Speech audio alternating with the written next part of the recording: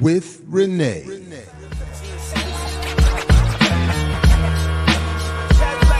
Yo. We wait all week and all day for more Saturdays with Renee.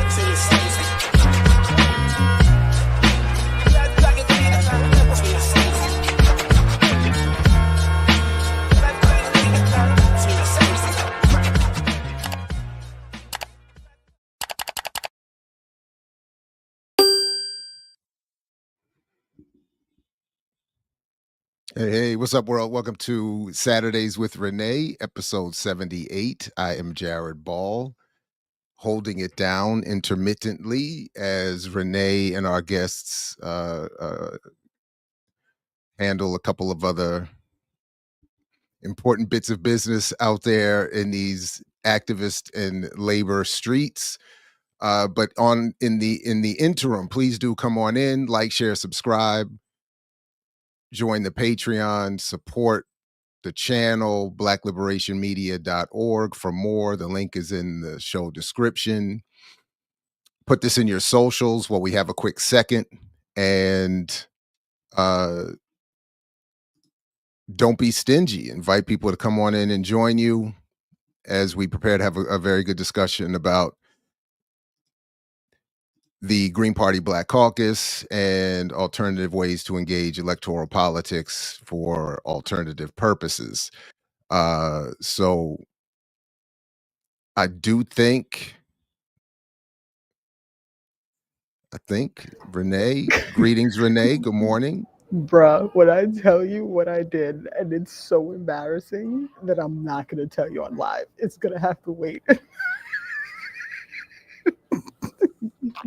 Bruh. Wow. This is what happens when you try to do too much. This is what happens when you're trying to do too much. When doing too much goes wrong. Morning, man. Morning, everybody. It's good to see you, hear from you. Greetings, everybody in the chat as well. Filing on in. Peace. Oh, let me shout out. Let's shout out Alex, who very similar to me would want credit for being first. So shout out to Alex and welcome. Good to see everybody again. And again, please do what you can to support the platform as we get started. Yip is mad at me. Yeah, it's so bad. Yeah, that is so bad. It's so bad. That's I was gonna let that slide, but Yipper lets nothing get past. But yeah, so Angela is of course en route, literally, but I think is ready. I don't know. Was there anything else we needed to intro with? Or I don't think so. Geechee should be on the way because he always likes to join when we're doing electoral politics conversations. And then Philena Farley should also be on the way to join us. I will send her a quick note because she does sometimes literally get caught up in stuff. She's so busy. She's worse than me. And then we'll get rolling. There's Geechee. There's Geechee. Right it's now. All good. I'm happy to, I'm doing the least, so I'm happy to be here and hold it down. Geechee's going from one meeting to the next, diligently organizing all the conferences, all the things. That's not a good face, Geech. Are you muted too, or is your mic not working? I don't even think your mic's on. I don't hear you. Yeah, can't hear you at all. That's how much work he's been putting in. But yeah. So why don't I'm gonna send. So go ahead. You had something to share? No. So I'll just tell folks I am currently at the Jackson Library in New Jersey. We are hosting our state convention today. We had Craig come on a couple of weeks ago to talk about it. And it's in part why this worked out so well that Angela and Philena agreed to do today's show, because and that's the Green Party State Convention. This is the Green Party State Convention for Green Party in New Jersey. but we're at the library, so I'm going to stay on mute when I'm not talking, and I'm going to hope no chaos ensues while I'm sitting here. Um, I may poke in and turn the camera on for a minute so we can get a live view of what's happening in the room. But I'm excited, excited to have this conversation and to really, talk to Philena and to Angela. One, about Angela's run as VP a few years ago, which she'd be quietly trying to act like she didn't do, which cracks me up all the Oh, time. well, we have the receipts because I found the interview that we did that's still on the platform There we go. during that run. I'm not thrilled with the rest of the aesthetics, but You were but never thrilled with the rest of the but aesthetics. but but she was on point. How about And now? My mic better? Yep. there you Your go. mic sounds nice now. You're good. Check one. My mic sounds nice. For the old heads. That's one of those only old ears could hear that joke. Old ears can Or hear it. older. Or real hip hop heads. I'll give room for them too. There we go. There we go. Yeah. And is Angela stationary? Did Angela stop? We Are ready you- to because already Oh, there she I will goes. say She this. gave the wave. She gave the wave. Well, let's welcome, among See- other things, former Green Party vice presidential nominee Angela Walker, Black Caucus member. Welcome. Truck driver extraordinaire.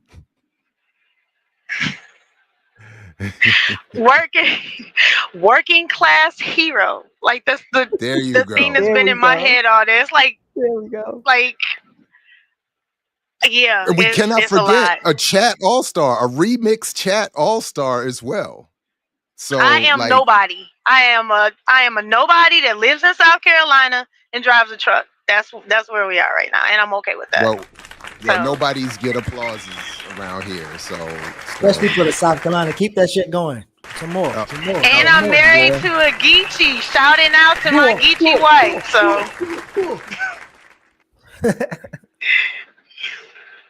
wow, that's No, actually I'm Tell you- honored to be here. tell So you thank what, y'all for the invite and thank you for having me. I'm honored to be here. Tell your Geechee I say, Anytime. y'all boy, look, yeah. Oh Lord, here we go. Here we go. All right now. So as is our typical what we do every week, Angela, if you would so like to please introduce yourself to the crowd, for the folks who for some reason have not noticed you in the chat, who may be like, wait a minute, which Angela? So please tell everybody who you are and what you do and how you ended up here. Well, my name's Angela Walker. I am originally from Milwaukee, Wisconsin.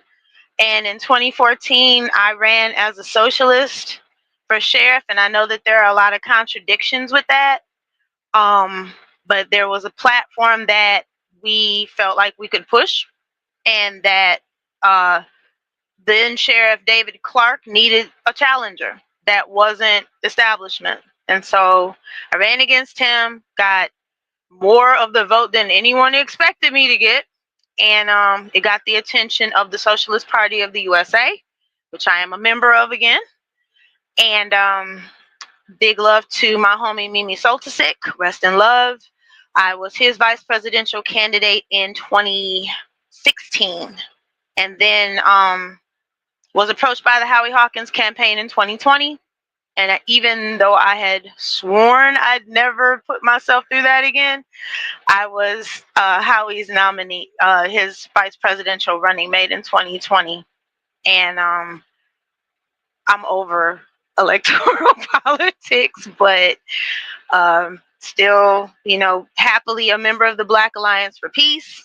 I'm a member of the Socialist Party of the USA. Looking forward to being in a new community and trying to figure out what moves people here. I see a lot more movement in Charleston than I do in Florence. Gentrification is a big thing throughout the state, but particularly in Charleston. There's a lot of issues around what the Gullah Geechee Nation is facing with climate change and a lot of things like, my wife grew up on Liberty Hill, and that's in a community that's very, very close to her heart, and it's facing erasure under gentrification. So there's a lot of things here that I want to, lend my heart and my hand to. So Thank you, thank you, thank you.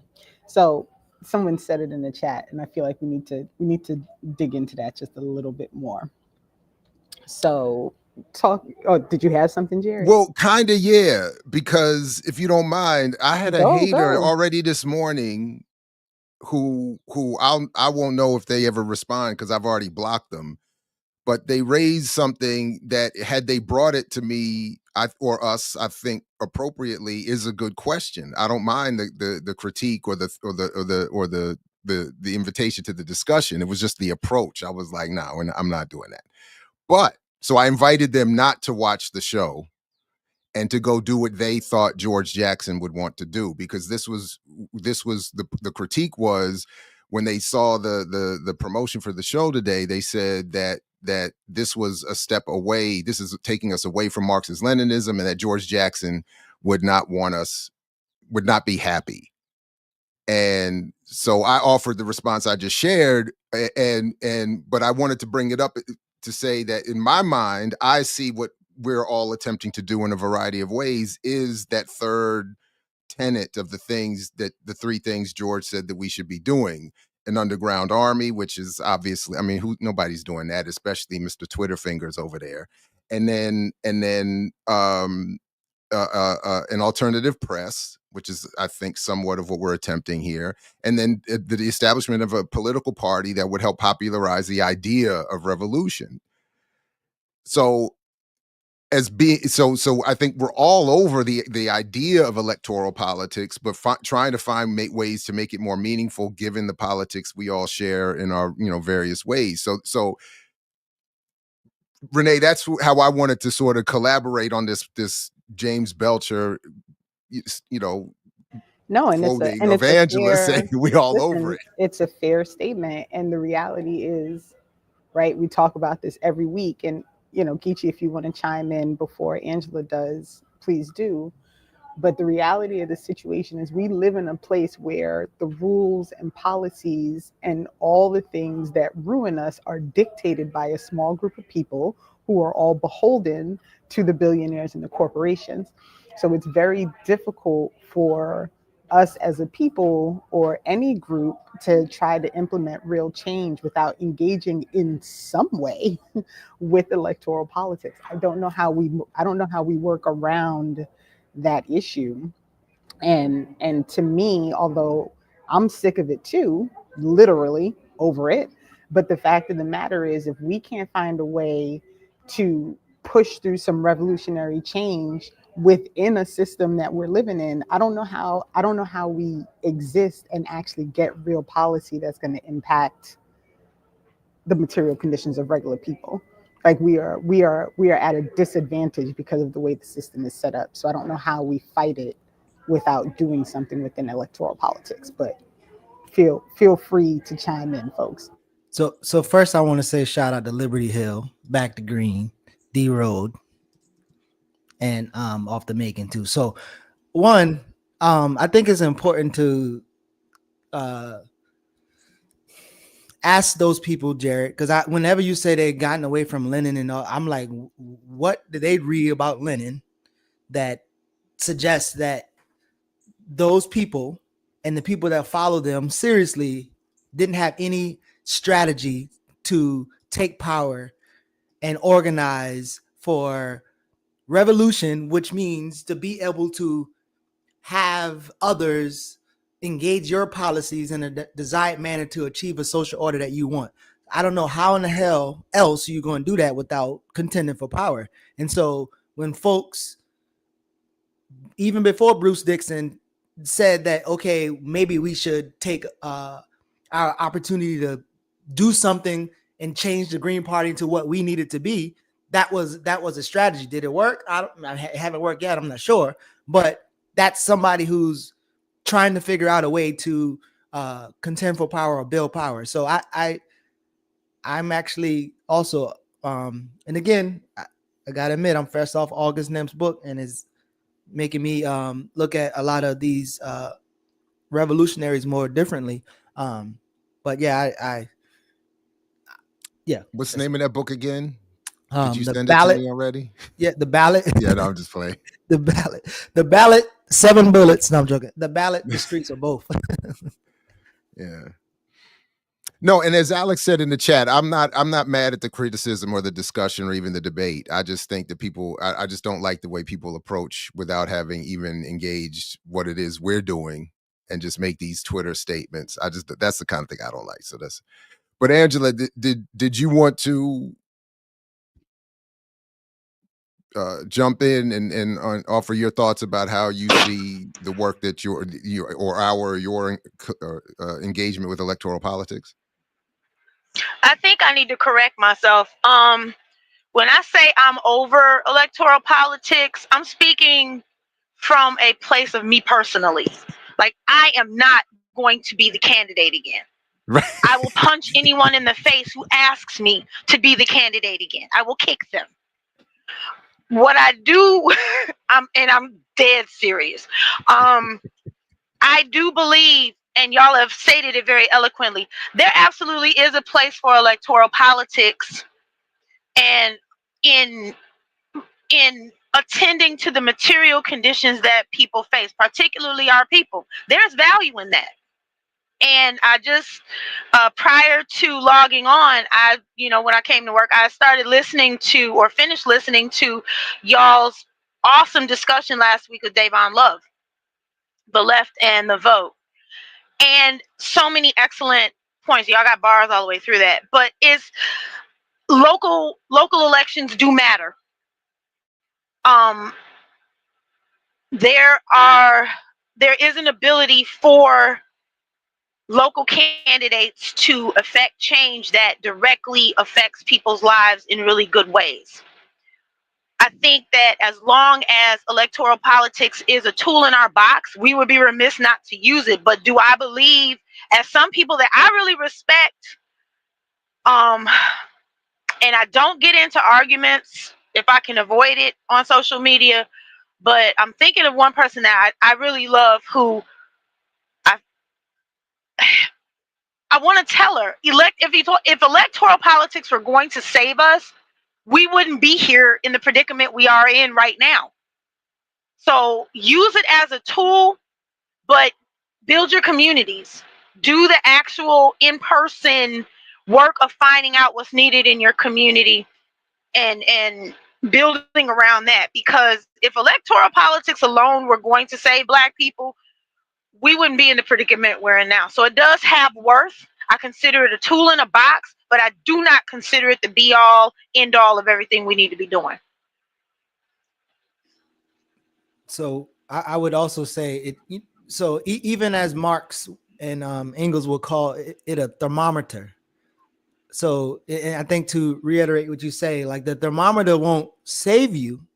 It might tell you where your fever at or what's going on, but there still is a lot more work that has to be done. And so, again, looking at tools and even misusing the tools is a problem in the first place. That's why I did like how Nim said, if you do electoral politics right, you will know the day and the time the revolution go pop off. Like, you can whittle it down to an exact science.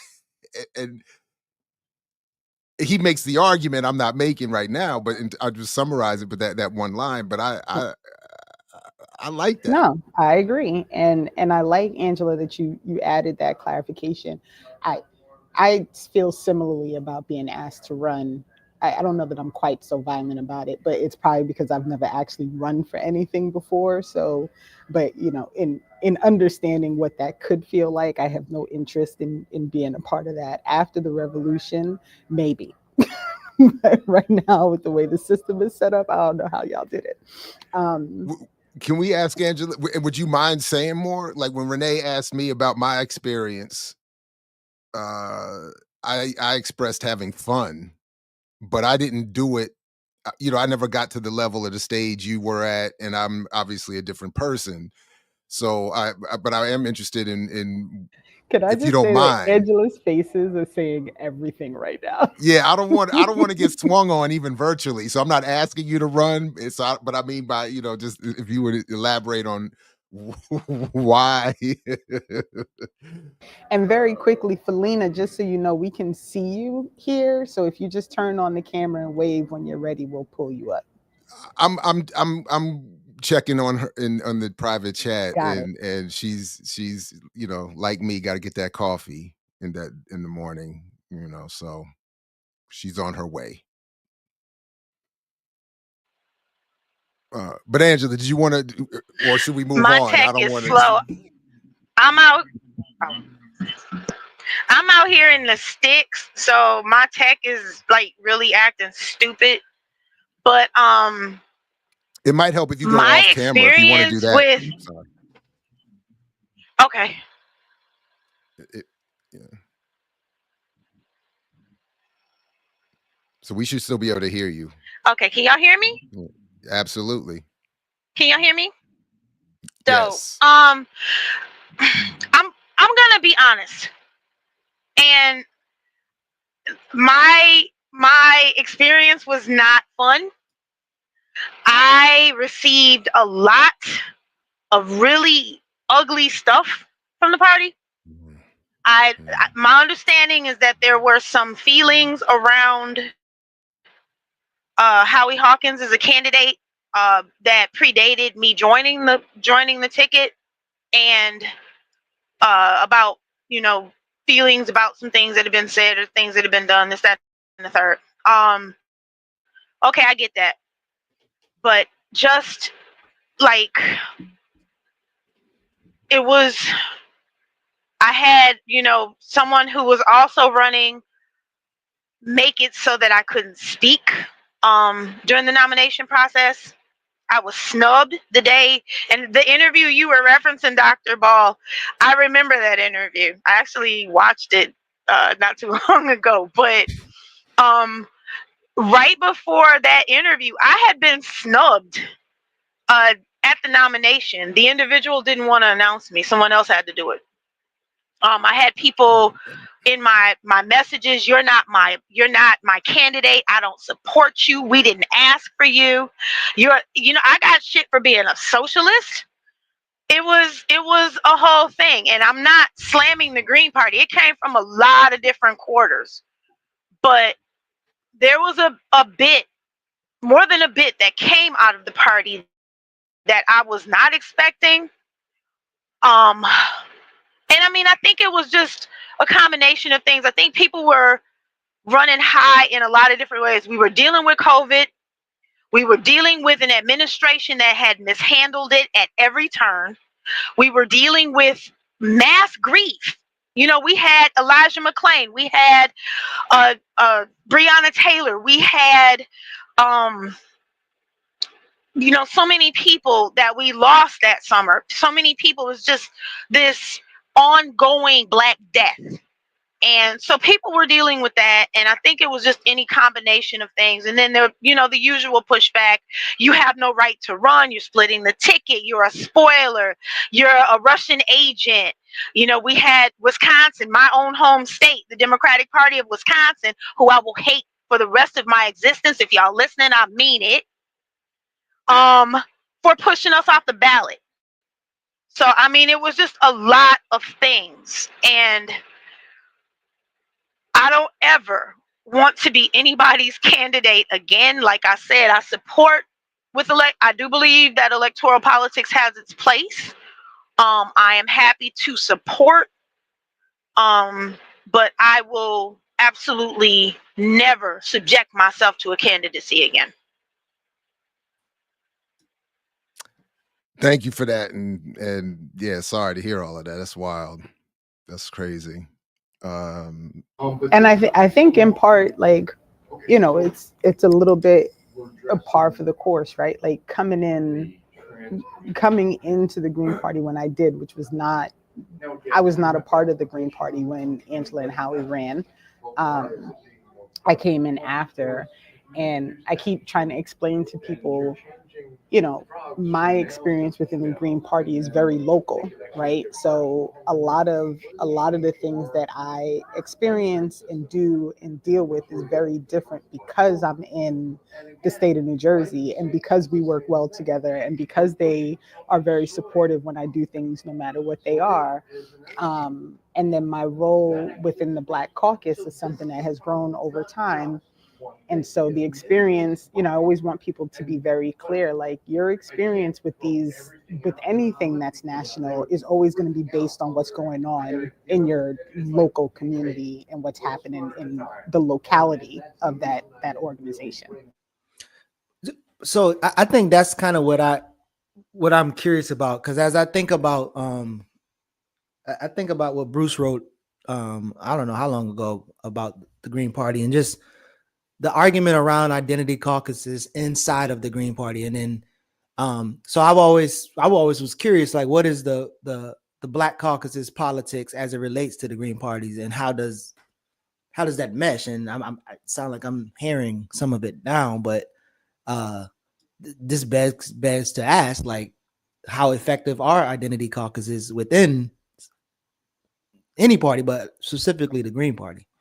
So this might be a perfect time to welcome Sister Farley to the show. Greetings. Good morning. Hi. Thank you for joining us. Hi, Philena. Hey.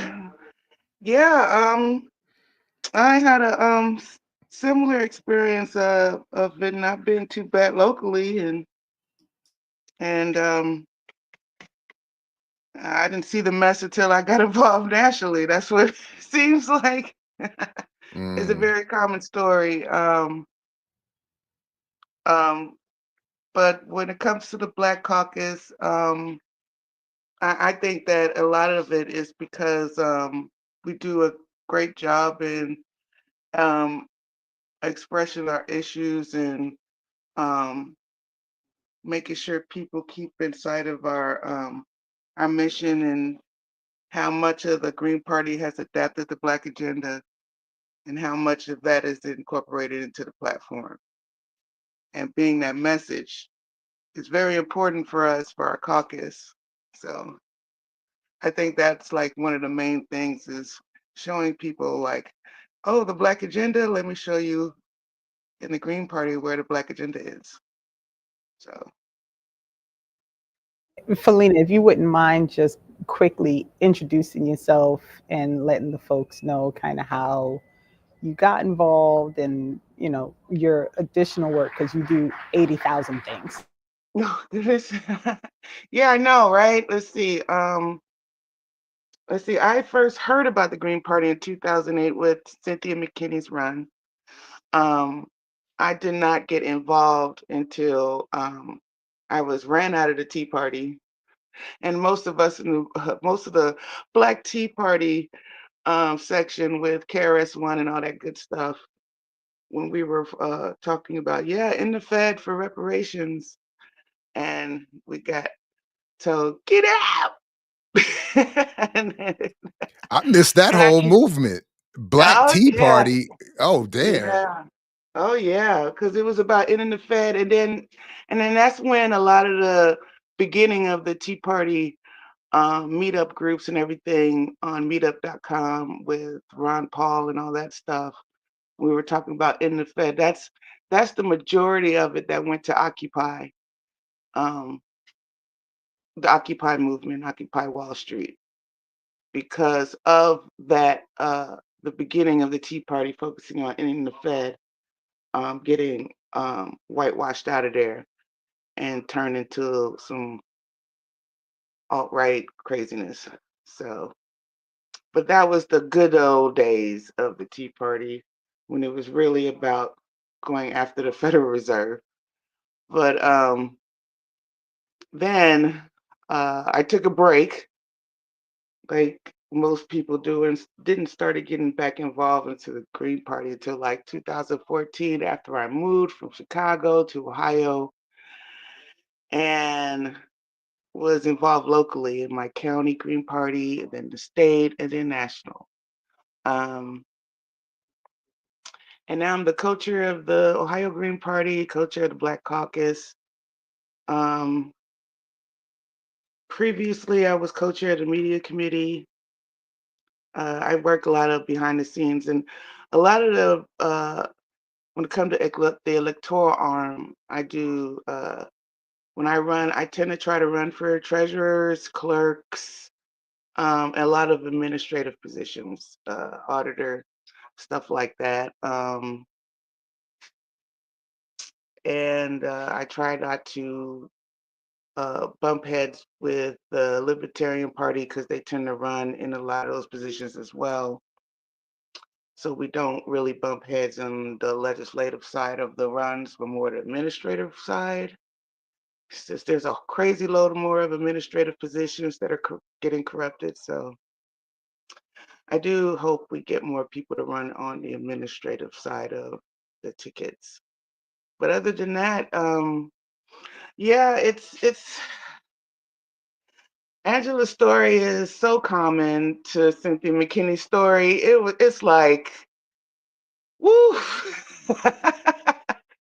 If anything, Angela and Cynthia need to have a talk. That's what I think that ship has sailed. The last I checked on Sister Cynthia, I can't imagine. know.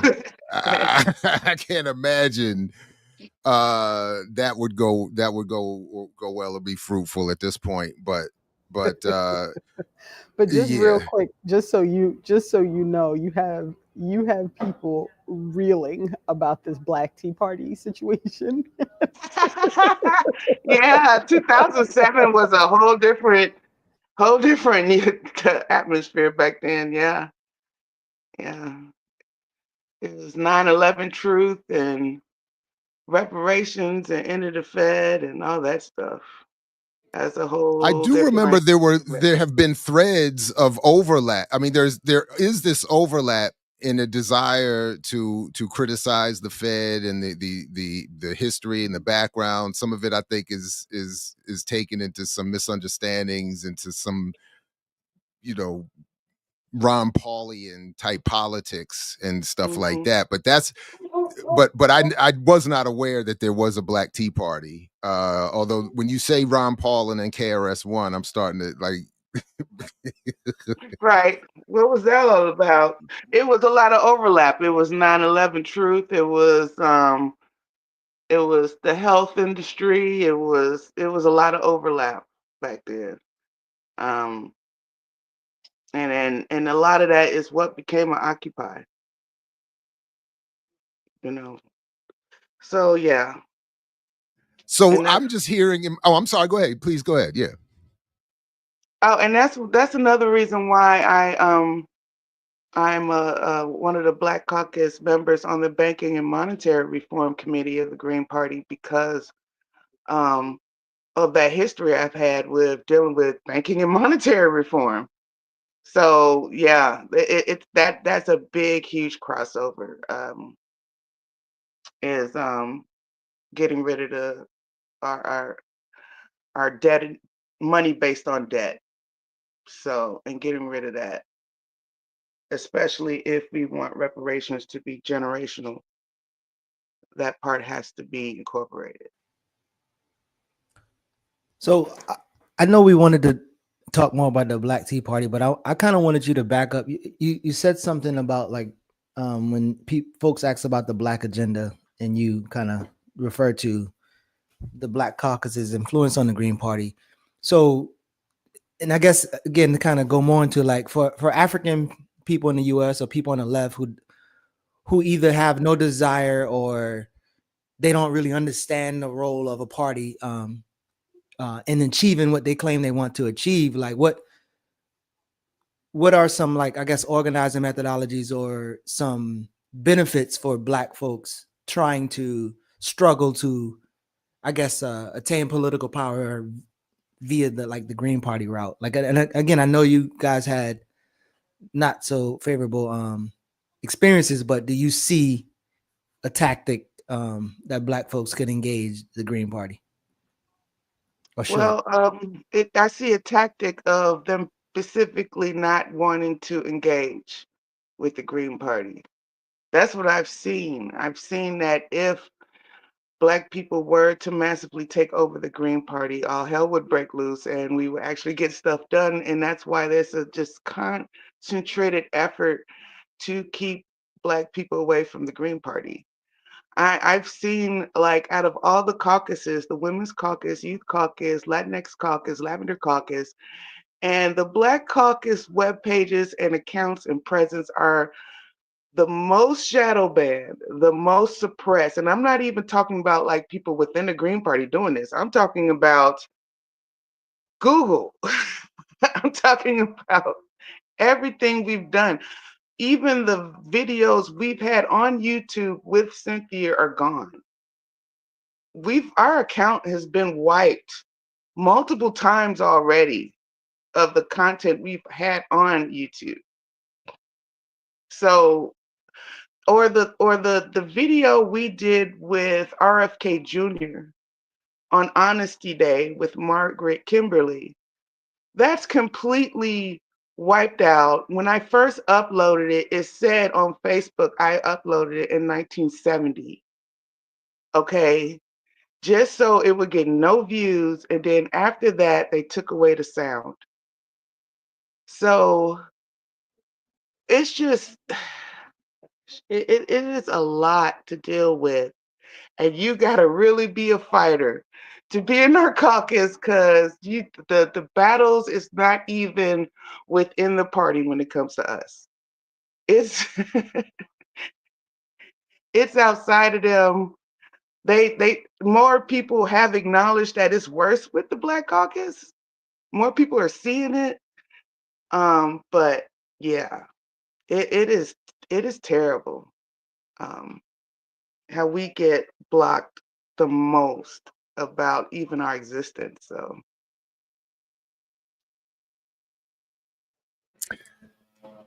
Folks, make sure you like, share, subscribe. blackliberationmedia.org for more. Put this in your socials. So I just keep hearing in the background of my thoughts. So again, back to why are we doing so much within the Green Party? Why not a Black independent party or some other independent formation? Why do we all, myself included, keep re-engaging the Green Party in given all of this? What well, see that what you're saying is what a caucus is supposed to do. hmm. It's like we don't need to have a political party based on identity, you know. And I think what happened when it comes to caucusing is that the word caucus has gotten a bad taste in Black people's mouth because of what the Congressional Black Caucus have not been doing.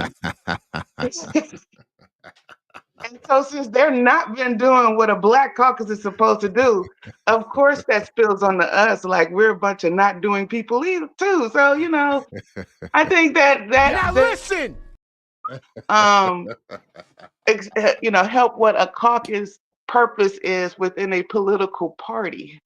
The political party itself doesn't need to be a Black political party. We don't have to redo I mean, the Peace and Liberation Party and the Peace and Freedom Party by the Black Panthers. I mean, I know they tried to do a Black Panthers Party, but they didn't originally name it the Black Panthers Party.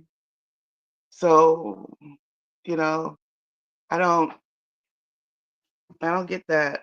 But we are supposed to caucus because the political party is supposed to um, demonstrate or work the same way internally as they would in public office.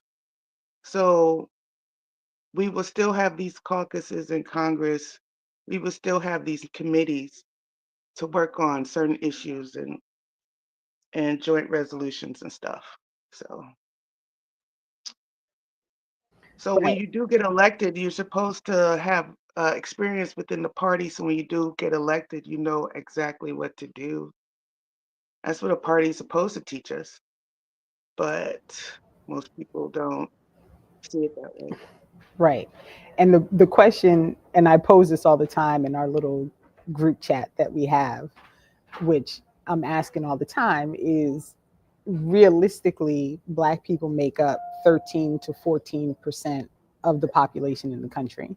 So when people speak about things like we need to just have our own party, and I think to myself, okay, so how does that work? We are a very small percentage of the country in general. So how do you galvanize an entire population, many of which have no interest in doing anything to the benefit of Black people, as a singular party versus being a part of a larger party and making sure that our voice and the things that we have a vested interest in are heard via that party? That's the question that I always ask.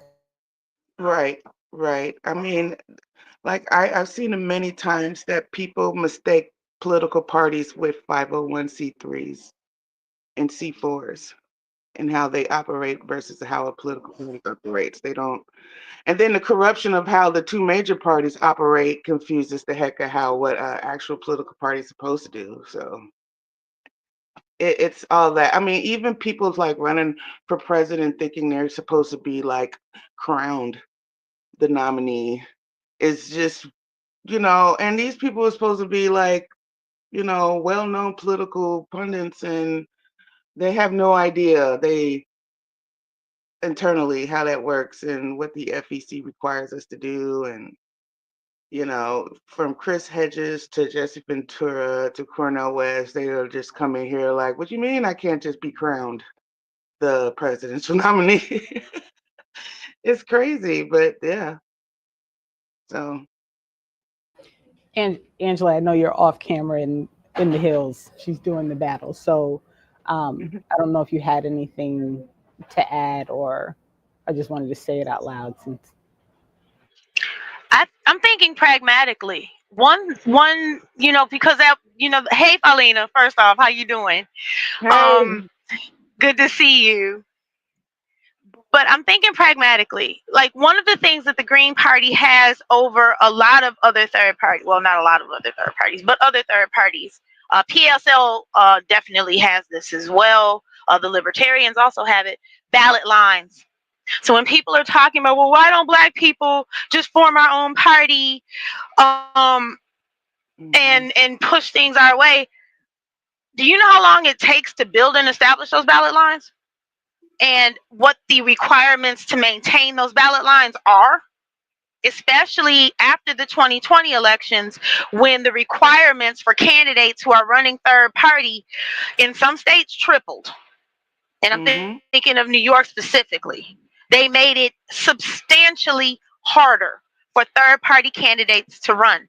And I think that that's one thing that operates overarching behind the scenes that people don't know. It's not that parties like the Green Party, when they run candidates, or PSL or whomever, when they run candidates, are not trying to get visibility. There is an active media blackout that is social media, that is mainstream corporate media, that's people, ballot access being restricted, as far as parties being pushed off of ballots in different states, and also with these requirements for getting on the ballot in the first place being so hard. I don't think people realize what an uphill battle that is to begin with. So when we're talking about, why can't Black people just form our own party? First off, we're not a monolith. I'm gonna just say it. A lot of my skin folk ain't my kinfolk. And some of us got some real reactionary, real individualist, in a colonist sense, politics that I'm gonna be good, touch with a 30-foot pole. So Don't be good. Don't be good. Just do what? I wouldn't fuck with it. I'm not fucking with it. And there's a lot of people I don't fuck with. And there's this individualism among folks. As long as I get the bag, I'm good. I can't do politics with folks that are coming from that. There are people that do not like socialists, that are people that there's people that do not respect Pan-Africanists. I ran into a lot of them during that campaign, more than I ever thought. I don't know how naive I was, but I didn't realize there would be so many of my own folk who were as vicious as they were. So, two things, like, first off, ballot lines. You have established parties that have these ballot lines. Get with them with your agenda, and let's see what we can do. And also, we're not a monolith. So even in that, you will have to find the parties that you align with that might help move things forward as far as electoral politics go. I'm sorry, y'all, but that North Charleston was coming out of her. So I had to load it. We about to call them boy down there. Okay, that's enough. Sorry. I was like, what's going on? It's like, what is that North Charleston was coming out of her. I'm about to cue up her theme music. Shit. Thank you. I can't. So this is all, to me, very interesting, because there's some comments in the chat that I don't, it's difficult for me to find a way to fully explain when we talk about how popular, quote unquote, Black culture is, right? And that people follow Black culture, and therefore we should be able to influence the world. The Black culture that is followed, that is being allowed to be followed, is being allowed to be followed for a reason. It's because it is not going to lead to revolution or any actual full change for the material conditions of people. When we talked about the halftime show, for example, like, there's a reason that Kendrick Lamar was allowed to do the halftime show. It was because he was going to do something that was going to give people this, like, visual representation of something, but in the end, it wasn't going to lead to anything. Black culture that is acceptable because it is profitable, right? Black culture that is actually about liberation for Black people is not part of popular culture, right? And it's also, so it's very, there's this wide belief that, like, people always follow Black people, they always do things, they always want to be things that Black people are, but who is defining that, right? And how are they coming up with these decisions, and what are the things that are being promoted as quote unquote Black culture that's being made so popular, right? So these are the things that I want people to consider when they make these assumptions about who is going to follow what Black people are doing, because there's a very direct path that quote unquote Black culture is created to be. Am I making sense, y'all? Mm-hmm. So since I'm in the room full of Black folks who got some green, I'm curious. So even as I read some comments in the chats, but if there has been this constant effort by folks to go into the Green Party, and African people go into the Green Party and make it a working party, or make it an actual social party to achieve power, and I think each of y'all have had some type of experience, like what would you say are some useful lessons that has been learned that y'all might have picked up along the way?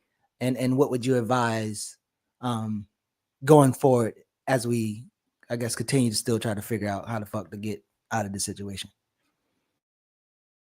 So just quickly, given especially what Philena and Angela have said this morning, I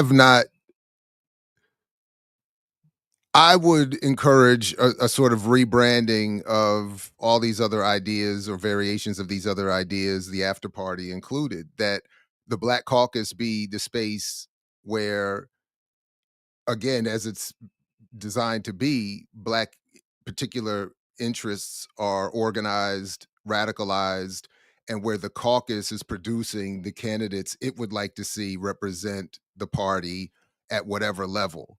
and have everybody operate on more or less a similar set of agenda items within the already established Green Party agenda items. And just looking back at my own limited experience, that would have been a huge error on my part. That was never a part of my plan, uh, uh, and was never encouraged, to be part of my plan. So looking forward to, and I think that might help alleviate some of the issues I had that are along the same lines, but relatively far less severe than what we've heard. And I think it might, mediate some of that, and then also allow for a sort of I guess, an incubation space for a radical approach to electoral politics from Black people, African people in this country. And Angela and Philena, if you just unmute, then we'll know that you're ready to say something. Oh, okay. Yeah, I'm okay. So, I don't know, you gotta be I don't know, you gotta be kind of like so big picture with it. I mean, the stuff I've seen, I just can't put it as just a Green Party thing. I really can't, because I see it so much bigger than the party is the problem. And I've seen it in the same way in other situations. So I always try to remind Black folk it's bigger than parties when it comes to us. Like that whole thing when the whole um before a lot of you might have joined, there was that big ADOS and FBA and all these different reparation groups was coming in and wanting our support and wanting our endorsements and everything.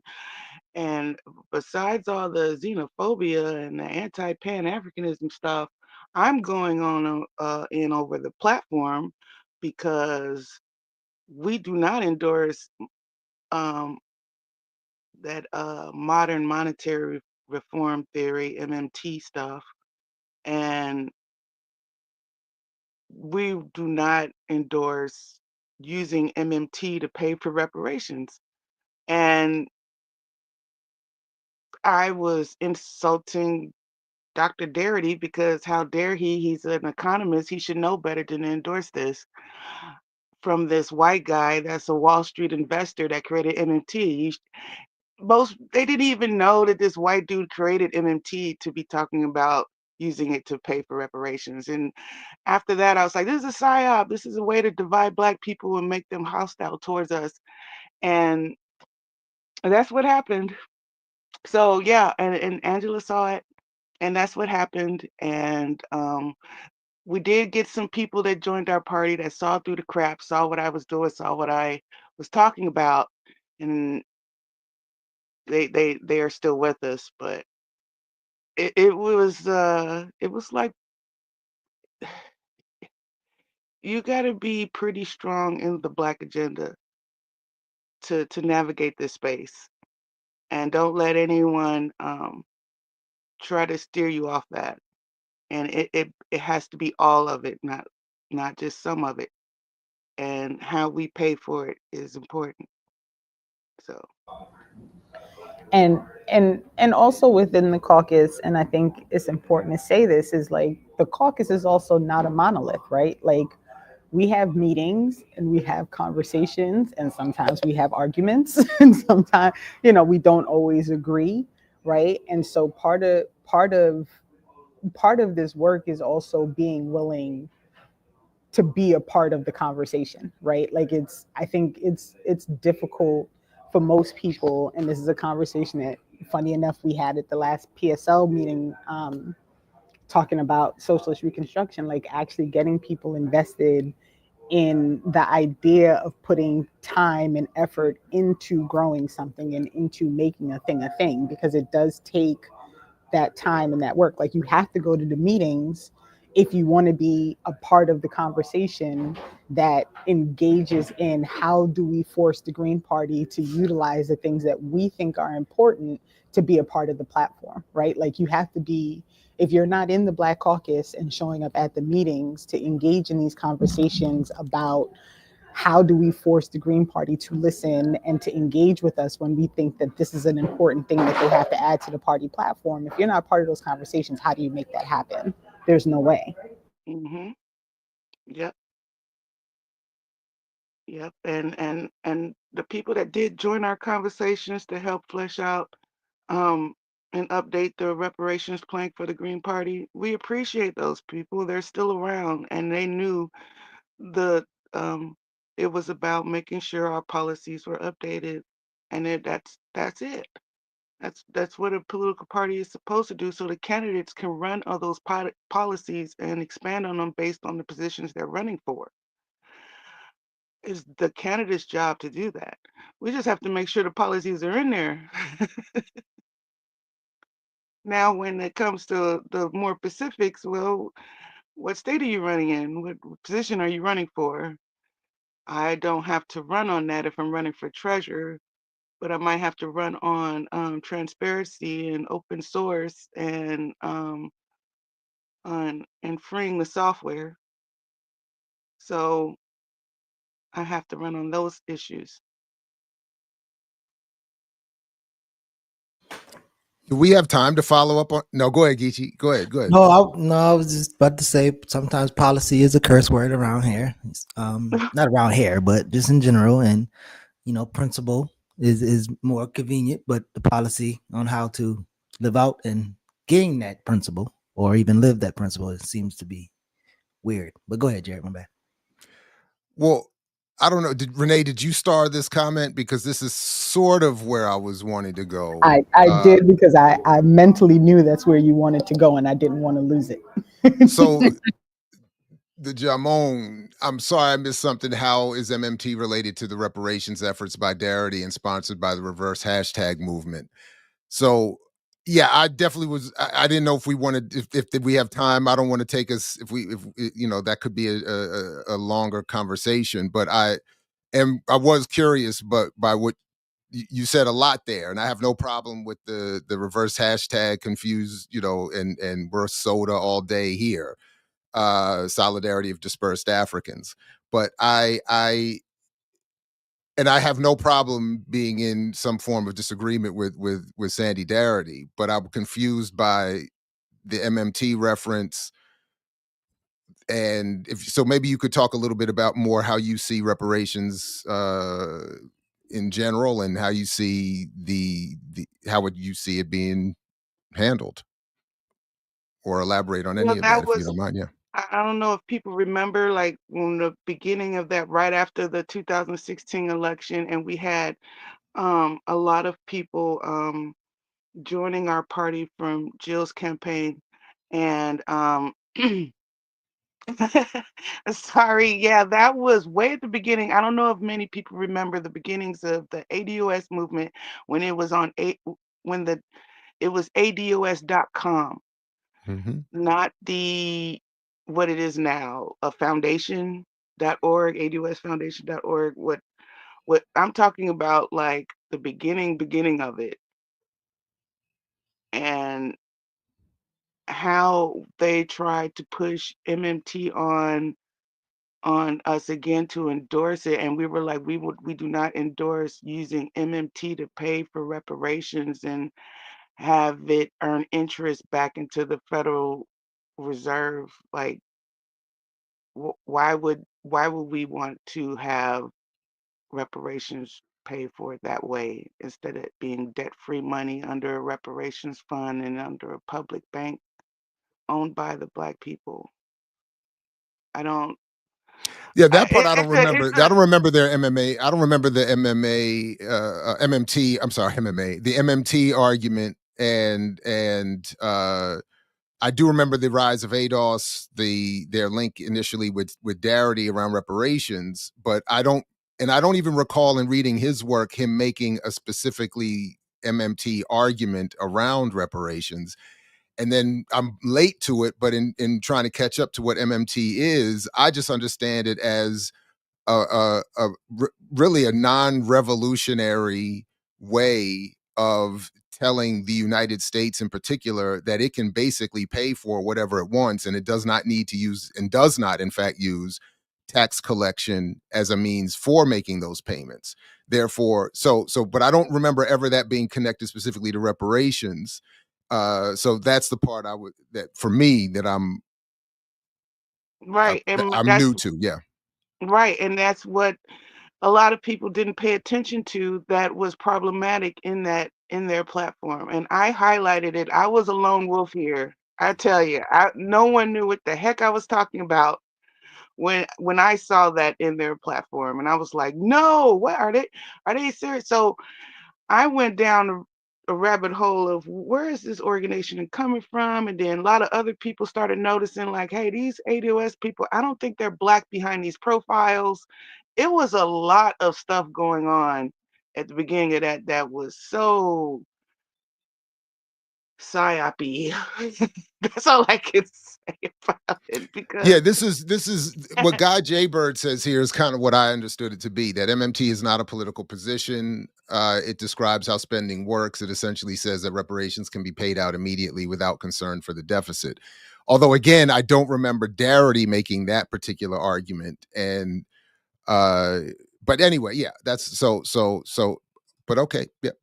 Just but when you yeah. say so, but I'm curious. So you're saying That that is you. I mean, I remember, they've been trying to get us to endorse MMT into our platform as a political policy and position. So for them to say like it's not a political position, yes, it is because they've tried to get us to put that in our platform and we voted it down every freaking time. No, we're not doing it over here in the Green Party. Sorry. Forget that white dude, that Wall Street investor dude that created MMT, Warren Moxley. Yeah, look that guy up and realize who you're defending because that guy, no, I confronted him directly. I'm the type of person that I'm not gonna listen to what other people say. I'm gonna listen to the person that invented the thing first. So I'm gonna listen to the person that invented MMT first. And nope, sorry. So here we go. So so just quickly, the your what you would be calling for, could you say a little bit more about the how this public bank owned by black people would Yeah, be, and then it's called greening the dollar. We want to put the green back into the money. I don't know if you remember Abraham Lincoln, the saying that he wasn't killed because he ended slavery. He was killed because of the greenback and how he funded the war. mhm. It's about public owning the money, and they did not want that. It's I know people think of Abraham Lincoln and the whole slavery connection, but it was about the money. It's always going to be about the money and how if you have public control and Congress control over it, over the purse and not a private bank, then we won't have to worry about being in this debt anymore. But at first we have to have complete control over um, the currency. And just quickly, I think you meant Warren Mosler, right, for Yeah, MMT. Mosler. Yeah, Yeah, yeah. yeah, okay. God, that uh, guy. Ugh. I'm sorry. That guy. But yeah, he's been trying to get us to adopt that policy.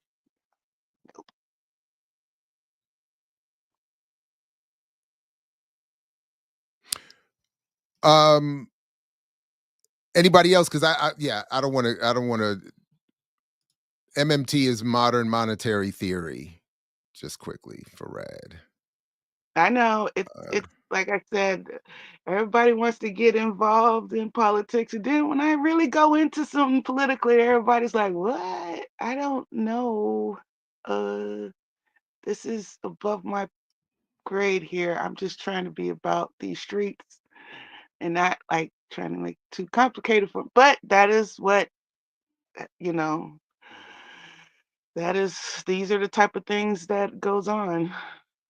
So your argument would be that you would encourage the Green Party to lead the effort in establishing a publicly owned bank that would be run and managed by some form of I'm assuming black elected leadership officials, and that would Well, that's the reparations trust fund, or that would be part of the reparations trust fund. Yeah, that's and it part would of be the fun platform now. and what would yeah, I don't I'm not familiar, I'm not caught up to this. So what would fund the bank? What would fund the bank? What do Yeah, you like mean? what? Well, you're saying like how does uh, We're maybe not talking. Well, I yeah, guess go ahead. it's more about like we're not trying to have the money based on debt, right? So it's not supposed to be a debt-based currency, and is part of the Needs Act. I know maybe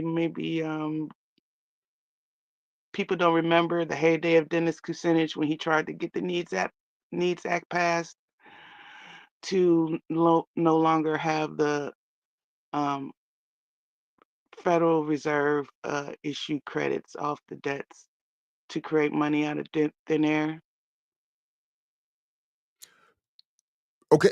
Yeah, I actually do vaguely remember that. But I guess what I'm so then So what we don't happened? want the reparations to be R- paid that way as well. So how would they be paid though? I guess is what I'm so then what is the plan that so that we could because it's not that I'm not I'm largely I think with you. I just don't understand then what the steps would be.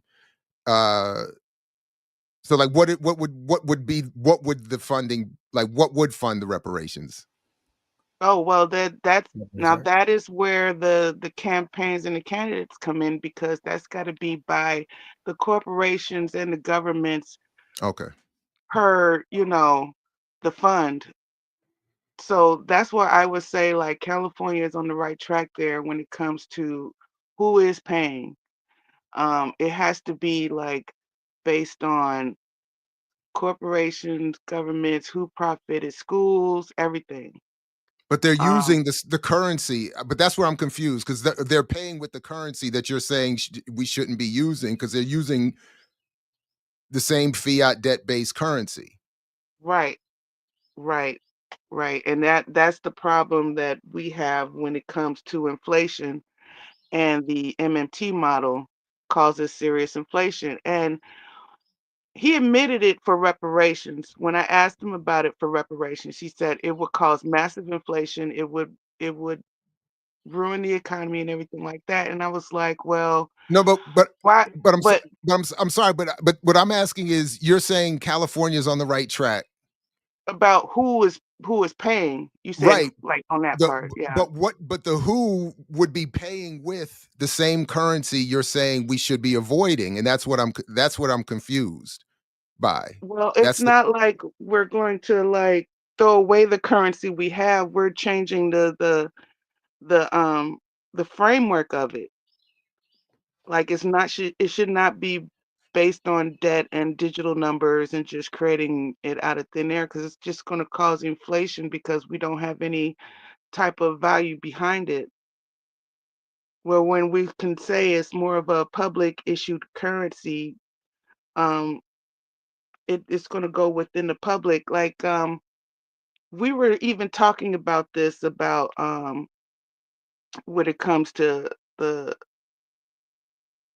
digital currencies and how that is changing the game and how we can do that based on the public interest. Like in Ohio, we can have a Buckeye currency. Each state can have their own currency and it trades within value. But that will only work like more digitally. But you'll get more for your buck with local currency, and then it only goes to federal with the federal currency we have now. But your money will go longer. It's a lot to digest when it comes to monetary policy. When it comes to when it's publicly controlled, like what happened with North Dakota. and their state bank, and how they avoided recessions because they have a state-controlled bank. And we want that same model for reparations. We want a trust that is controlled and operated by us, and how we allocate the funds for the reparations and everything. I think I guess I was trying to understand, like, in terms of because and maybe I'm way over my head in terms of Darity's argument around the central bank, but in what you're talking about, like, how does that relate to, like, I guess a central bank like the Federal Reserves? Right, but the Federal Reserve is a private bank, it's not a public bank. Okay. So it would make that. I mean, I don't know. Is the argument to make such a public, or yeah, like that? I guess I'm trying to. What is to be done with the Federal Reserve is more the question. It really shouldn't really be only in charge of printing and minting. It's not supposed to be able to, you know, create money out of thin air. So it's a long it's God, it's so insidious. If we went back to the greenback and had really public control over our income and the actual money itself, we would probably not be in all these wars and the things, 'cause we would have more control over it. Um, it I did drop I guess. just sorry, Felina, real quick. I did drop in the chat a link to that North Dakota bank because someone actually brought it up in the chat. I had no idea that there was a publicly owned state bank anywhere in the country, so this is all news to me. But Oh, um, yeah, I but wish we had that everywhere, I there really did. there yeah, so this is interesting, and I only say we because I live here, Brittany, so I didn't know that in this country existed a publicly owned state bank. This is news, so I dropped a link in the chat to the to the to that article about that specific public bank and how it has prevented, um it looks like it's prevented North Dakota from engaging in some ways with debt, which this is all very interesting to me. But public banking is very much a part of the socialist structure. So, in reading Socialist Reconstruction, one of the major plans is publicly owned banks. And so I'm not fully familiar with how the process for those things work, but if there's one that exists somewhere in the country, it's definitely worth kind of investigating and looking into to get a better understanding and a clearer picture of how this publicly bank thing would work. Thank you, because it is a lot. That's why I needed more Black Caucus members to be members of our Banking and Monetary Reform Committee to help explain why that committee is so important, for the Black agenda. Because financial literacy is an American problem, and it's done by design. And if we really want to be substantial in our mission for reparations, financial literacy has got to be very high up there, because I've seen people talk about, like, they're against worker co-ops because if they want to own the company, all they have to do is buy stocks. So that's buying stocks in a company is a workers co-op the same way, and stuff like that. It's just yeah, financial literacy is just really bad, and I wish wish more people would um, invest looking into it, because I've seen it in our economics is totally upside down. So And we talk about that a lot here. I see Jared's got his shirt on. I almost wore my shirt, but it's cold out here this morning. So, part of the issue I think a lot is that this conversation about what financial literacy means, right? And yesterday, if y'all did not watch Remix yesterday and that interview between Max and the show host, I really advise people go back. Did you clip it yet, Jared? You said you were going to clip it. So For Max's show, yeah, it's already up. I did it immediately. Yeah. So, to really have some understanding that what we should really be considering to be financial literacy is understanding how economics works, right?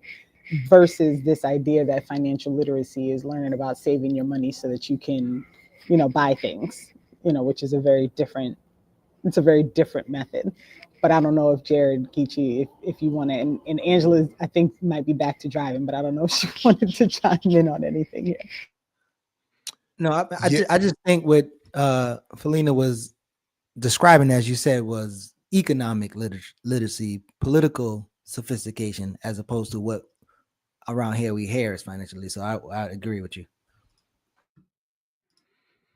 Yeah, no, I mean, obviously I agree with the general call for a greater understanding of how economics works. And I'm fascinated by this public bank idea, although I admit my confusion extends. So I don't want to just keep going down the, because, even the public bank, even getting reparations paid through the state or through corporations is still being paid with the US dollar, which even if you take the Federal Reserve out of it, is still going to have its issues with, obviously its accumulation and its distribution ever upwards into the 0.1%.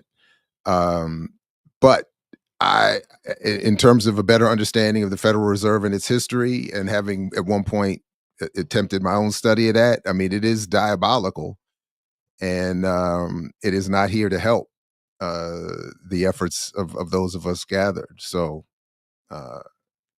yeah, in general, I'm just again in broad support of that call.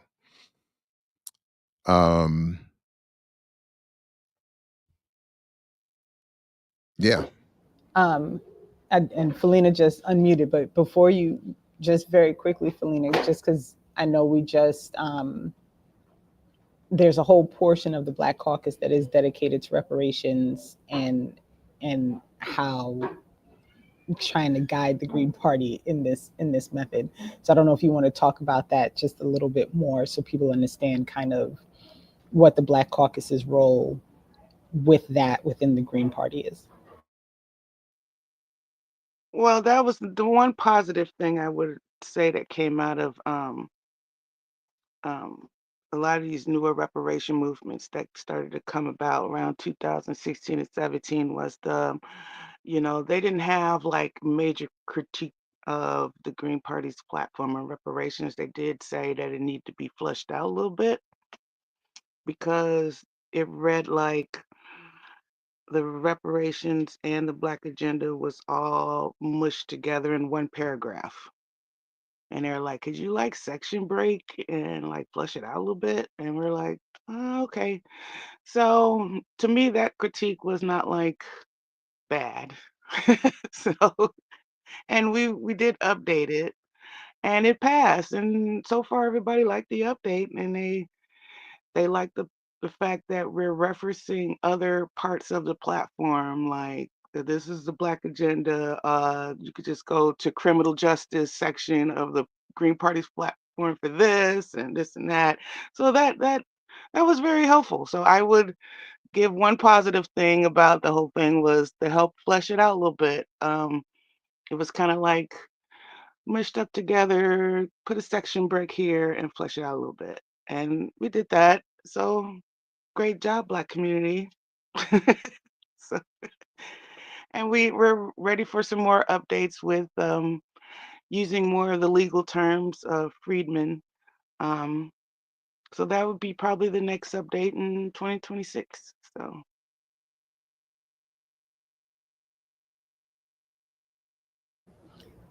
Angela, did you want to add any stuff? I feel so bad because poor Angela got called into work. And so she's like driving and trying to maintain conversation at the same time. So This my y'all are gonna get a bunch of echo and noise. I'm really sorry. In order to hear y'all, I had to plug you back into the truck. Thankfully, I'm done. I'm heading to the plant. But when I think about reparations, I think one of the things that working with the Black Caucus on for the little time that I was there, is also making sure that policies are not left out of the discussion. And I think Philena just alluded to it. That policy is not left out of the discussion of reparations. Like Jared just said, like you're giving, yes, it's paid in the American dollar, you're giving it back to the same people who used you as currency.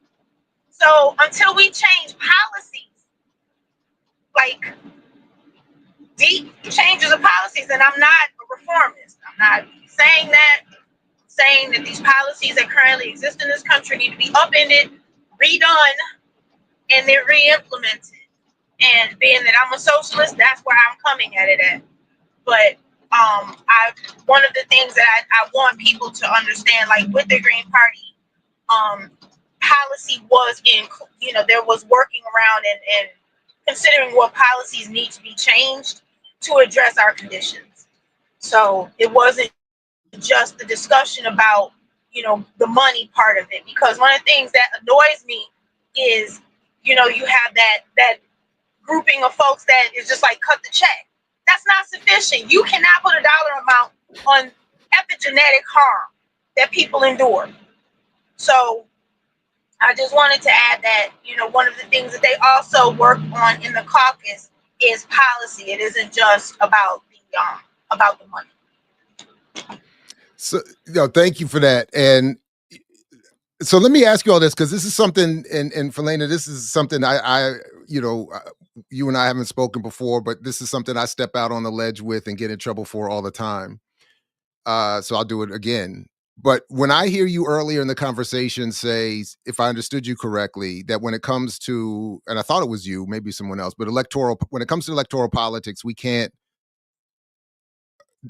it was something to the effect, we can't have a political party based on identity politics or based on identity. Can we have a reparations movement based on identity, given the same hurdles would have to be traversed in both processes, whether you're talking about winning elections, whether you're talking about convincing a country to redistribute wealth specifically to Black people? All of it is going to require some massive hurdles that involve other communities on some level being in support.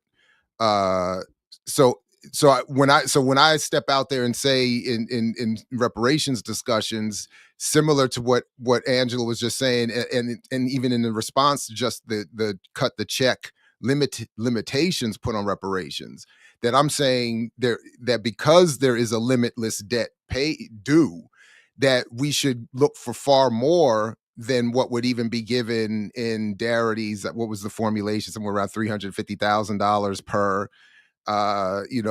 or something like that, that would be generational, permanent. And then we might as well encourage people to, through voting and other means, to encourage the society to be more redistributive, given the now $27 trillion in GDP that is reported in 2023. Why stop with just what Black people could get directly through reparations? Let's get more than that for us and everybody else.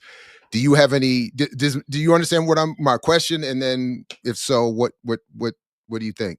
Any of you? Well, by the way, I always consider I don't want the reparations to pay for health care. That should be for all. I don't want reparations to pay for rebuilding infrastructure and stuff like that. Like we suppose or education, like those supposed to be in the platform in general, that we or reparations to go towards criminal justice reform. Like, no, we just should have criminal justice reform, not, the reparations is used to pay for that. There's a lot of things that we supposed to have with the Black agenda and reparations. It's like they're supposed to work together. They're not supposed to be treated as like we just need the reparations, and then we're going to use that to pay for everything in the Black agenda. I don't think so. So that's my big issue. Like some Yeah, I like people that. confuse those two things, and I'm like, no, we're not going to do that. I no. So don't use the reparations to pay for education and health care, and no, we're not doing that.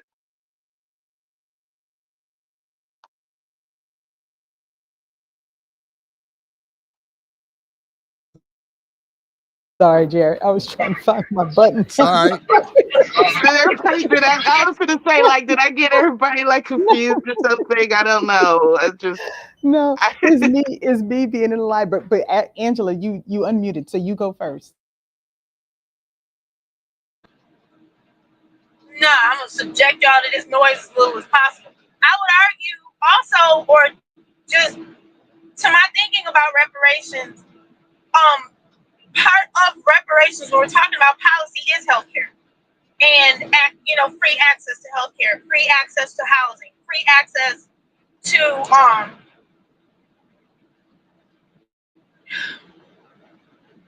just we had a whole socialist economy planned out, and that to me is part of any reparations that are included to our people in this country is um, access to healthcare, all the things that we're lacking now, and free access to those things.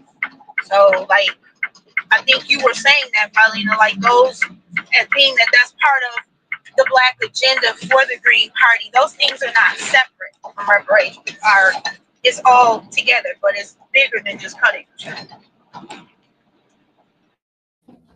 And I was just exactly, right, exactly.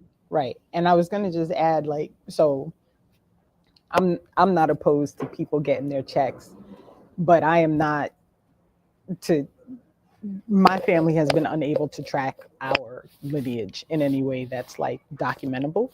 And so, my direct argument often with the Freedmen folks and the ADOS folks is, this like, depending on who I'm talking to, I'm either like misunderstanding or what do they call me all the time? The ADOS folks always calling me a what's this called? What's the word when you live off a host and you don't Parasite. a parasite. Parasite. A parasite. Yes, Yeah, that's the yeah. God word.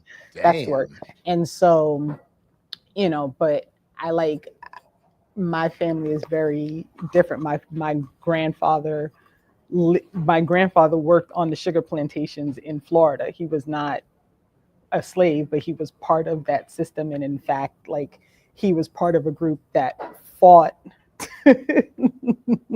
like to end some of the mistreatment that was happening to the descendants of slaves, right? My family was killed by the police. Some of my family's been incarcerated. My grandparents lived in red line zones. So my family has been has been completely affected on all generations via the policies that have been in place since slavery ended here, right? So I take Mhm. issue with people telling me that like I don't have like a valid complaint about being a black person in this country because my parents were born in Jamaica, right? And so It don't count. it doesn't count apparently, Don't right? So count. And that's why none my of half just got bigger. Oh yeah, I have the same. And you know what? I stick up the same way on when it comes to my father's side of the family and the whole Indians with the dot, not the feather, as they say, Oh damn. getting ran out of their countries because of Winston Churchill bitch ass. And the ones that made it over here, where did you think they were gonna go? Into the white neighborhoods? You know what I mean? Like, what did you like? There was plenty of migration going on because of other imperialistic colonial crap that is in our bloodlines. Like, what are y'all? I mean, what? right, We're not gonna get anywhere with this, you know. I'm right, not sitting there like, I really hate the UK because of my ancestry, but right. yeah. Right. And I don't particularly have like a real vested interest in like I want my check specifically. So, but I find often that whenever I bring up this, what I feel to be a very like non-Pan-African argument about my lineage, that the answer is like, well, you have your own argument to go get a check via the CARICOM and whatever thing, and people don't understand. Like, I'm not looking for a check, right? I'm looking for freedom. Like, I'm looking for liberation, and I feel like we all, in order to pursue that, have to do it as like a full group, like all of us kind of invested together in each other's liberation, versus like me having to sit down while you all get your check and then I can stand up and say something, because I am as affected by the racist policies that exist in this country as anyone else. And the reality is, like, when the police stop you as a Black person, they're not waiting for you to speak so they can figure out like where your lineage is before they treat you like shit, right? Like, that's not part of the process. And so I really like, it's infuriating for me sometimes to have these conversations with folks, because in the end, it feels all the time like it boils down to, well, you can get your check another way. And I keep trying to get people to understand it's not about a check. I'm not trying to, I don't care if you get your check, but I'm not looking for a check. I'm looking for our collective freedom. Which is a bigger check. We just need to rebrand it. We want the biggest check. Go ahead, Angela. My bad. No. You said it perfectly. And not only that, like the thing that I'm thinking, and Chitty Macha says it in the chat, we are not talking about reparations if we're not talking about land back. Because let's remember, when you are talking about Afro descendants on this soil, we are stolen people on stolen land. And so if we are talking about any sort of reparations and not being mindful of the fact that we are displaced Africans living on stolen soil and not addressing the repair that needs to be there, by only because I'm not gonna lie, I get my little hackles up when I hear somebody say freedmen, because I know what you're getting at. And I'm not saying you, Philena. I'm not thinking about you like that. But there's a movement that uses that word, and it's done in such a way as it's exclusionary, it's isolationist, we are not part of a diaspora. We are some unique creation on this continent, and that's bullshit. We are Afro descendants. We are people who are the descendants of people who were stolen from their homeland, brought here as forced labor, who continue to be exploited in every possible way these bastards can think of. And we are residing on soil and the resources that come from that soil that have been taken from people who are still being genocided. And I don't think that if we are talking about reparations, we're talking about this little thing like, that's only about freedmen. No, it is much, much bigger than that. And like y'all said, there's no check anybody's going to be able to cut us for that.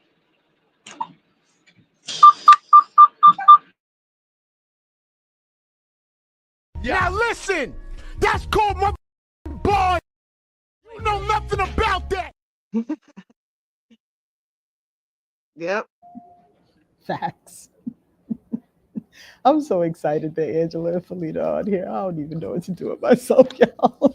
I agree. This is a fantastic collaboration. I think we should have a regular invitation to the Green Party Black Caucus, and what I also just want to shout us all out collectively for is that and I'm happy to be participating in demonstrating what I often advocate, that in between election cycles, people be talking about alternative approaches to the elections, because everybody who claims that they don't give a damn ends up having some argument at the time of elections, and then we don't get anywhere. So please encourage whatever your favorite platform is, if you're not already there, and which would be just crazy if you're not. But then that to invite these kinds of conversations.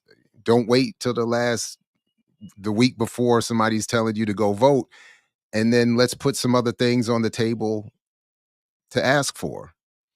Again, I told my student. Sorry, go ahead, Renee. I see you come No, up. no, no. Go ahead. Go No, ahead. go ahead. Finish your thought. Finish your Well, thought. again, I just, I've been encouraging my students lately to, along these same lines, specific to something that happened at Morgan, which is that $12 million permanent budget cut, and just using that as an example to say, you're all of age or soon to be of age to be asked for your vote in the midterms and the next presidential election. Make sure you would at least add to whatever it is you think you want, that you advocate for a $50 million reimbursement permanently to Morgan State, just as an example of having some issue connected immediately to your life that you want to advocate for, that benefits someone beyond just you. And just as a quick entry point, just as something very clear and simple to say, look, they took 12 million, advocate that we get 50 back in permanent budget increase, and otherwise I'm not voting for you, so that we can stop being swayed so easily. Just start to have something we're advocating for. Would not a victory, but would be just kind of nice.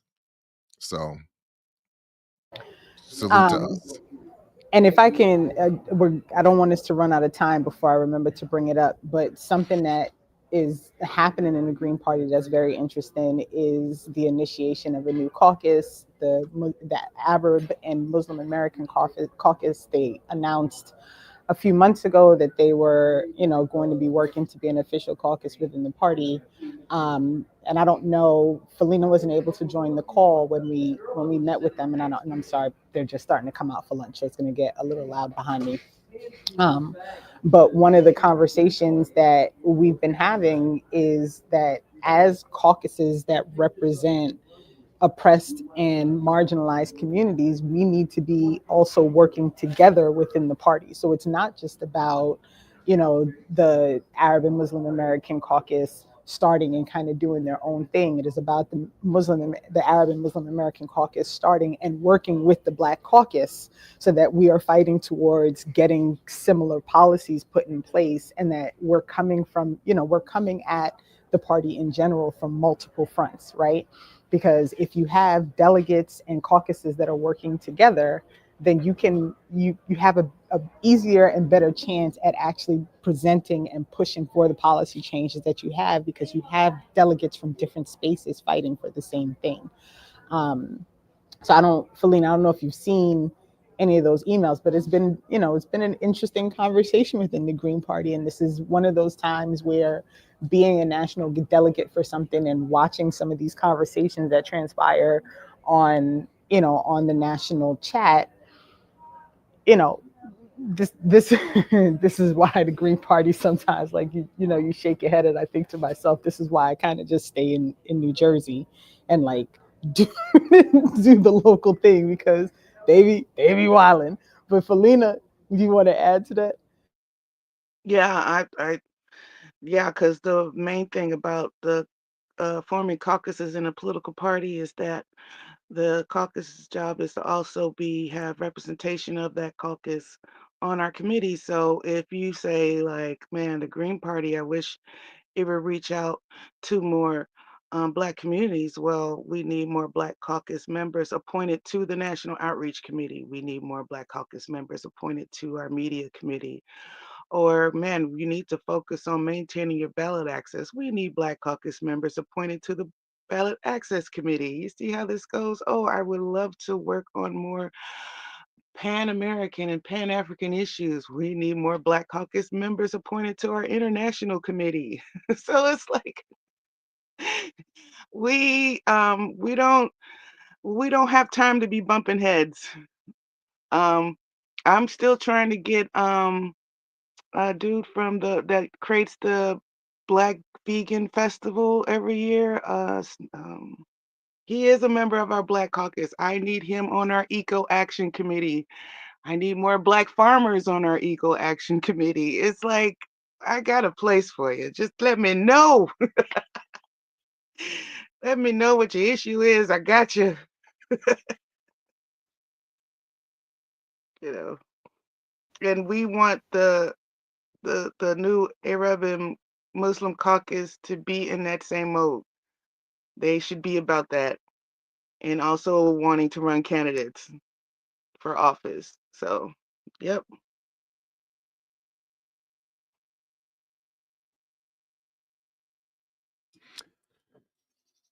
Anybody, just quickly before we close, any thoughts today? I did want to ask you all about your thoughts of the march happening today down at the mall in DC, the hands off march and rally that we were talking before, that we saw so many memes saying Black people should abstain from. Well, there's too much. There's too much of that NATO stuff. No, I mean that's kind of making it an issue because of the Ukraine thing and NATO, and like, nah, man, no, I can't. Wait, I'm sorry. What are you saying? There's two different marches, and I think people didn't realize that there were two different groups doing a national march today. So you have the national march that's being run by, I think, like the hands off people. Is it the hands off people that are associated with NATO? And so that is actually a democratic based group that is running those marches. And then you have the PSL march, which is separate.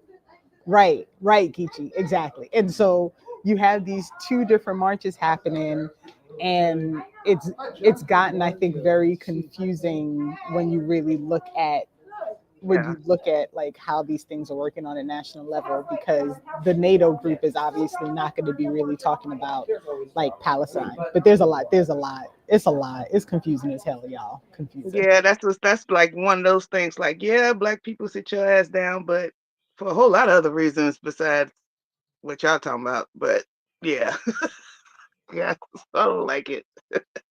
Don't like it. Nope, nope. Oh. I'm never gonna tell Black people to sit their ass down, ever, because when I think about what's going on in Ukraine, while I don't know much about that march and who's organizing or anything like that, I'm gonna just tell people just like run out to shit.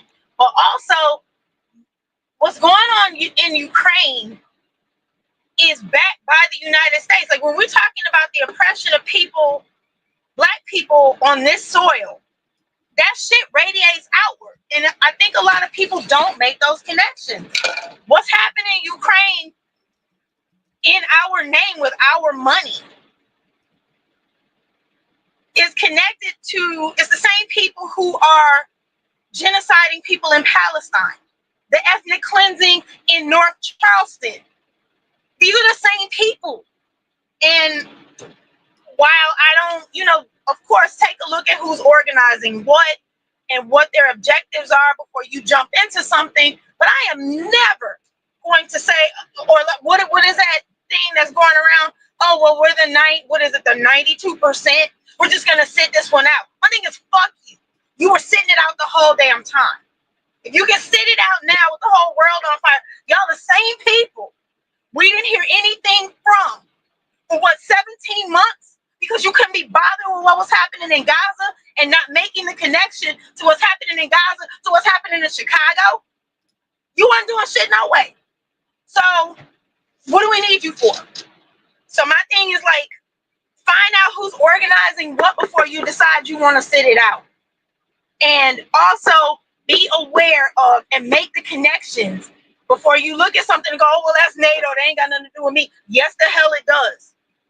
Because it's a land grab in Ukraine by the same corporations who are financing, buying up all of these houses here. So our people are displaced onto the streets, and God only knows what else happens to them. Because one question my wife and I had, and I'm gonna quit calling her my wife, Ty, like she's just a title. But one question that I had is, all of these people you moving out of North Charleston off of the streets, being displaced from their homes, where are the people going? Where are the people going? And that's a question a whole lot of us need to be asked.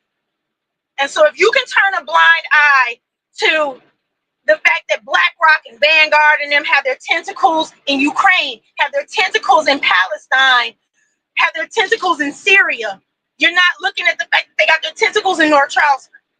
And y'all blaming the wrong folks for the wrong things because we are not making those connections between these power brokers up here and the ways that their violence is spread out all over the world. And so, yeah, like, or research who's organizing what before you jump into it.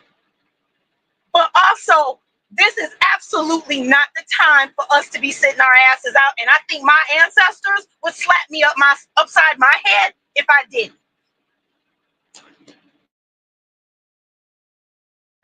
Facts. And we have. Now listen. I should have known these buttons. We gotta work on that coming faster so that I can. It's the studio. It's go. By the way, North Charleston got a damn cop as a mayor, so I already know what time it is over there. And so these are things that people. What Angela said is so important, and we talked about this and Angela knows we talked about it last week about this whole like go sit your black ass down. I'm like, you gonna sit down and do what? Like wait for it to come to you? Like just like when they had that ridiculous ass cartoon with all the black women like sitting on the roof watching the world burn, and I'm like, I'm sorry, did you think the fire wasn't gonna spread and burn your ass up on the top of the roof? Like I don't understand what we're talking about right now. And so it's important that we have these conversations and make those connections, because how else, like if you don't do it, it's very easy to think of the world as very separate, right? It's very easy to think that what's happening in Charleston has nothing to do with what's happening in Gaza or in the West Bank or in Syria or in Congo and all these places. But it's important to make that connection and to draw that through line, because that's the only way you can really get people to understand why it's important to organize and why it's important to engage in these conversations and why it's important to be party to this whole thing. Because like the idea that somebody would be like, that ain't got nothing to do with me. And I'm like blown, like mind shook that people don't understand how connected it all truly is.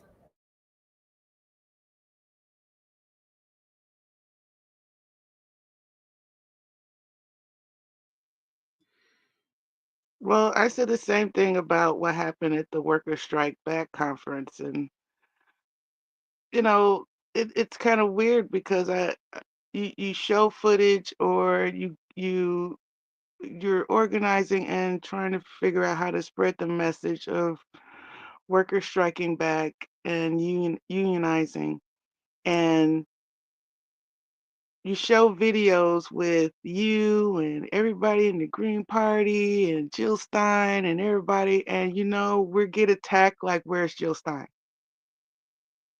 While the literally saying, where's Jill Stein, in the videos, in the pictures with us with Jill at the Workers Strike Back conference. I mean, I don't know what to tell you. It's just like the really outside the matrix thing is real. They see it, but they don't see it. That's a real thing. I don't know how to explain that, but that's happening too. I have not. I don't know how well we're doing on Blue Sky, you guys. I hope we're doing better than the other social media apps. TikTok pretty much wiped us out, a lot of our content. Yeah, that's where we're at now.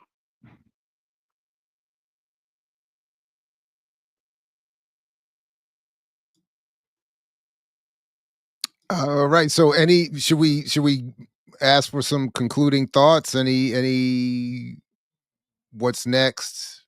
What final words for the day? I think anytime we can get the both of you back on and others from the caucus, that would be great. And I really appreciate you both coming through, and Renee, of course, for putting it together. But yeah, anybody? Let me just reiterate. Thank y'all again for the invitation. I want to be specific. I'm not a member of the Green Party anymore. I I did work with the Black Caucus. Big up to the memory of Jennifer Hyman. We miss you every day. And I'm not a member anymore. I'm with the Socialist Party of the USA, and also Black Alliance for Peace. So I'm looking forward to what collaborations can happen between those two parties. I want to say, I see Stoner Rebel in the chat. I want to shout out Low Country Community Action, or Low Country Action Committee. Forgive me. I am the worst trying to pull stuff off the top of my head sometimes, but the work that they are doing down there is necessary. It's amazing. And Leah, I saw you like, please tell me Angela's park. I was, darling. I promise you. I was. But I'm here anytime y'all want me. I'm out in these streets paving things and looking for spaces where I can be sliding in and helping, because like I said, me at the front with the bullhorn, me at the front with the mic, the days is over. I don't need that shit. But anywhere that my heart, my hand, my anything that I can offer will be helpful, y'all holla. Philena, do you want to do a quick plug for the Black Caucus so folks know how to track us down and figure out what's going on? Yeah, if they can, because I still get errors on my computer every time I go to blackcaucusgreens.org. It's blackcaucusgreens.org if you can access it, because sometimes you can, sometimes you can't. Let's see, I'll be at the National Transit Advocacy Conference in the next couple of weeks. So if you are into any type of local public transit, community advocacy or community action groups, please check out this conference coming up in Pittsburgh, I think April 25th.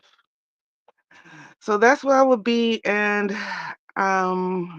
let's see, the next thing we endorse, I think there is something we endorse that's coming up. Yeah, we don't mess with Dyson over here though.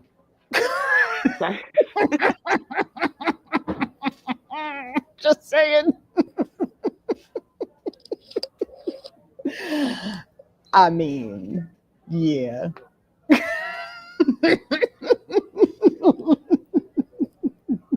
Dyson, he's one of the speakers at that conference thing. So the National Transit one? No, the Black Caucus just endorsed a conference on reparations, but Dyson is one of the speakers. Dyson is a reparations advocate. Listen, I don't know what listen, look, y'all. It's supposed to be like about 5 or 6 reparation organizations, right? Yes. Yeah. Okay. Yeah, they be wilding. Look, Jared is cackling over there. Look, we brought y'all a lot today, so at least we can end with some laughs, right? Like, look. All right. Geechee, you want to talk about your upcoming conference? No. Oh yeah, I think we just endorsed your conference too. I think we pulled that one. Did we just pull that one too? Yes, we did. We did. Okay. That's just the frustrations of a tireless organizer. I get it. It's everybody just show up. Yeah, just be there. Just be there. It's on the website. Geechee. Oh man, somebody wherever he is, somebody give Geechee a hug, man. All right, everybody, listen. We love you, Geechee. I love y'all too. We always love you, Geechee.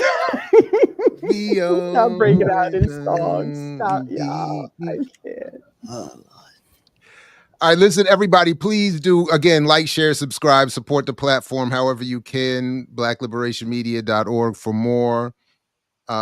Please make sure you have the bell rung so that when things drop, you don't miss them, including the clip from yesterday's morning show with Max Haven. Financial literacy is absolutely colonialism. And if anybody's, got a little bit of time, got an exclusive interview with Kanye West at 6 p.m.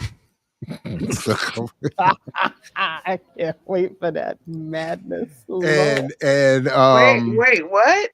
What? No, it's Philena, I'm sorry. I didn't mean. I shouldn't have even brought it up with the two of you on. It's just some silly, stupid stuff. All silly, stupid stuff for those of us who are unable to do more meaningful work on a Saturday dusk. Don't take that. It's not silly, stupid stuff. It's needed levity. Okay. You're gonna get fair enough. Fair enough. Voiceover bag? Huh? Doing your voiceover bag? You getting in your voiceover bag? Well, I can never rise to the level of those Geechee classics, and I think I would like to see more of those. To be perfectly honest with you, although I feel like your Obama is unmatched. Just saying for the record. Just for the record. Yeah, that's odd how that I don't know because I don't pretend to ever have. Yeah, that it just that's funny. It's me and him on the same. All